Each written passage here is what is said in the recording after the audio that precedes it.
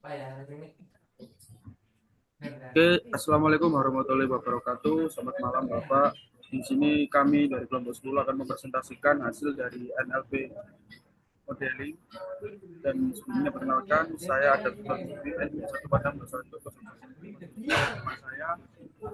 Dan saya yang bernama Gilang Anggara dengan NIM 14622000229 dan teman saya yang bernama Dan saya bernama Muhammad Ilham Faturoji dengan NBI 14622000233. Baik, di sini kami sedang membuat proyek NLP modeling dengan berjudul Automatic Assessment of Text-Based Response in Post-Secondary Education, a Systematic Review.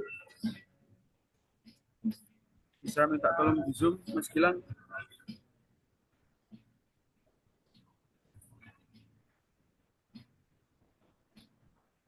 Baik, yang pertama latar belakang.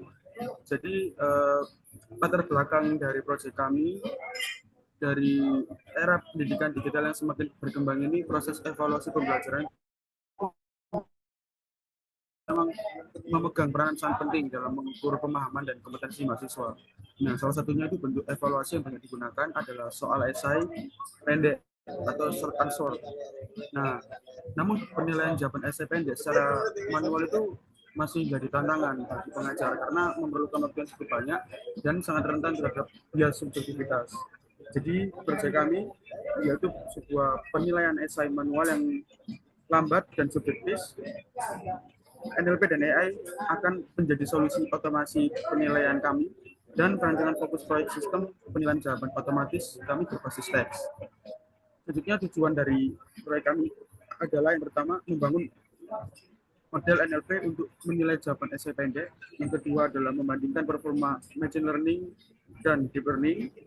Dan yang ketiga, meningkatkan efisiensi, objektivitas, dan konsistensi penilaian. Lalu dataset dan processing yang kita gunakan adalah menggunakan dataset HMB EMD versi 1 dan UNT dataset. Yang kedua, fitur ada pertanyaan, ada jawaban siswa, ada jawaban referensi, skor, dan tabel mutu. Dan yang ketiga, preprocessing, yaitu tokenisasi, lowercase, stop removal, dan stemming. Untuk metode atau model yang kami gunakan di bagian machine learning, yang pertama ada logistic regression dan TF-IDF, ada SVM, lalu selanjutnya ada sentiment analyze menggunakan text block, ini selanjutnya ada K-means clustering, dan yang terakhir LDA topic modeling. Untuk yang deep learning kita menggunakan LSTM dan BERT dengan fine tune. Nah, hasil dari proyek kami yaitu mempresentasikan bahwa model logistic regression menunjukkan performa tertinggi pada dataset dummy tersebut dengan akurasi sekitar 60%, sedangkan LSTM mencapai 50% dan BERT mencapai 36,67%. Selanjutnya, presentasi grafik akan dijelaskan oleh teman saya. baik. Selanjutnya yaitu saya jelaskan tentang BERT Deep Learning, yaitu grafik training loss dan akurasi per epoch seperti gambar berikut ini. Kelihatan kan ya? Nah, pada grafik tersebut menunjukkan bahwa terdapat dua visualisasi terhadap training loss. Yang sebelah sini itu training loss per epoch, yang sebelah kanan training akurasi per epoch. Untuk yang training loss per epoch yaitu sumbu X rentang dari 1,0 hingga 3,0. Saya menunjukkan jumlah epoch pelatihan. Untuk sumbu Y rentang dari 1,0 hingga 1,16 menunjukkan nilai loss. Nah, lanjut garis biru training loss mulai dari 1,16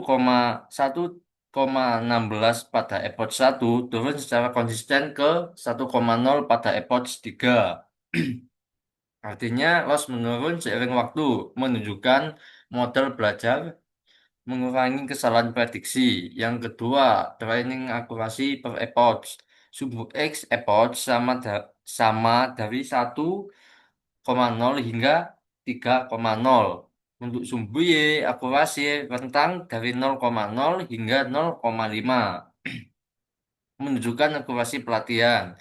Garis hijau training akurasi mulai dari 0,2 pada epoch 1 meningkat tajam ke 0,5 pada epoch 3.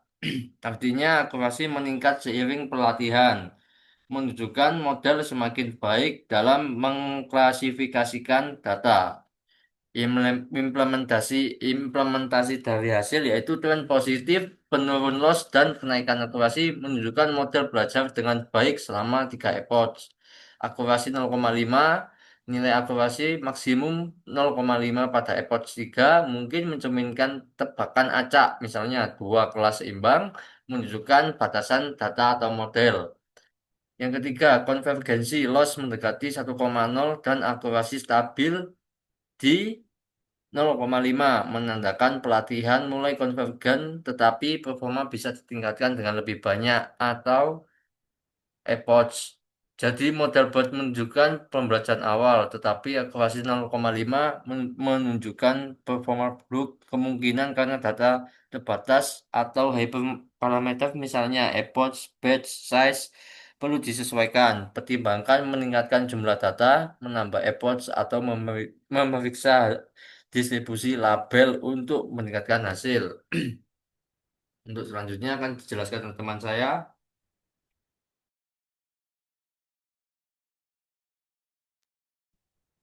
Baik, untuk long short long short term memory ini bertujuan untuk klasifikasi teks menggunakan data yang diproses sebelumnya. Proses ini digunakan untuk melatih dan mengevaluasi performa model dengan metrik akurasi. Penjelasan dari log pelatihan pada output yang ditampilkan pada gambar tersebut adalah sebagai berikut. Agak ke kanan, Mas Gilang.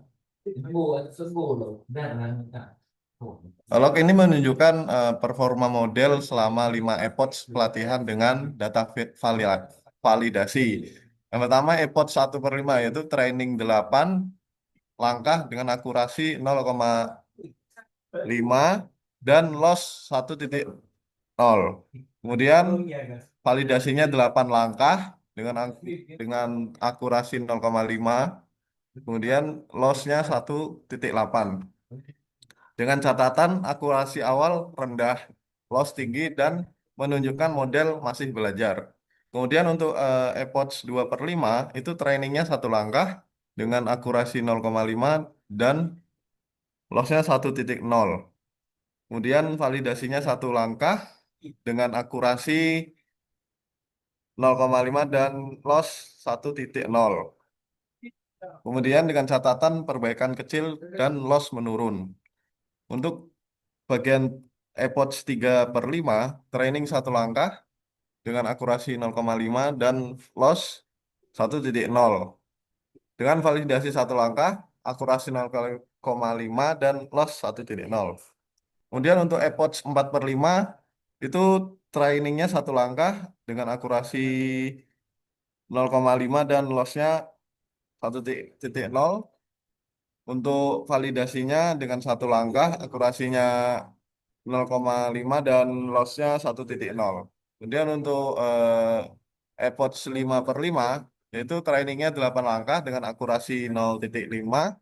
Kemudian lossnya 1,0. Dengan validasi 8 langkah, akurasi 0,5 dan lossnya 1,0,4. Dengan catatan akurasi tetap 0,5 atau 50%, loss turun secara bertahap dan menunjukkan konvergensi, tetapi performa tidak membaik. Untuk LSTM akurasinya itu 0,5 dengan akurasi akhir pada data validasi. Interpres- Interpretasi dari hasil yang telah didapat adalah akurasi tetap 0,5 dengan model tidak belajar dengan baik. Kemungkinan akurasi ini mencerminkan tebakan acak. Misalnya dengan 2 kelas dengan distribusi seimbang. Ini bisa disebabkan oleh Yang pertama, dataset terlalu kecil, misalnya hanya 2 sampai 3 sampel, kemudian fitur atau arsitektur model tidak cukup. Dan yang ketiga, overfitting atau underfitting, yaitu loss validasi masih tinggi. Loss menurun itu loss training dan validasi menurun seiring epoch, menunjukkan model menyesuaikan bobot, tetapi tidak diterjemahkan ke akurasi lebih baik. Selanjutnya, jumlah langkah atau steps, yaitu fluktuasi dari 8 ke 1 langkah per epoch, menunjukkan ukuran batch atau data mungkin tidak konsisten, yang bisa mempengaruhi pelatihan.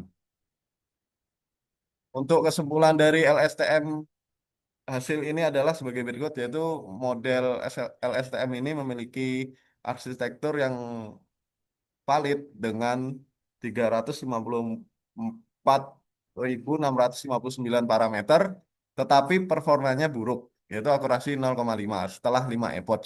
Ini menunjukkan masalah data, terlalu sedikit sampel, atau hyperparameter, misalnya max length, epoch, atau ukuran lapisan.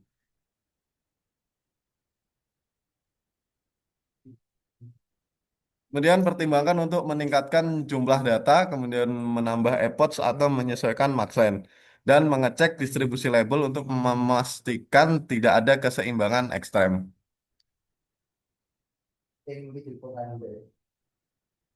Baik, sekian yang dapat saya sampaikan, kurang lebihnya saya mohon maaf.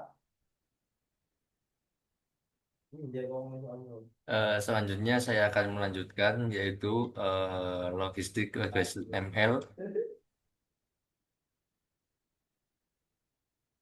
atau bisa disebut dengan confusion metric ini.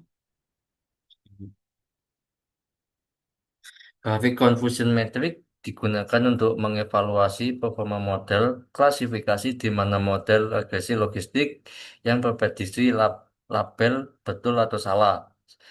Penjelasan struktur grafik di atas adalah sebagian berikut. Sumber vertikal aktual menunjukkan label sebenarnya ground truth dari data yaitu benar, salah, dan sebagian betul. Sumber horizontal menunjukkan label yang diprediksi oleh model juga benar, salah, dan sebagian benar.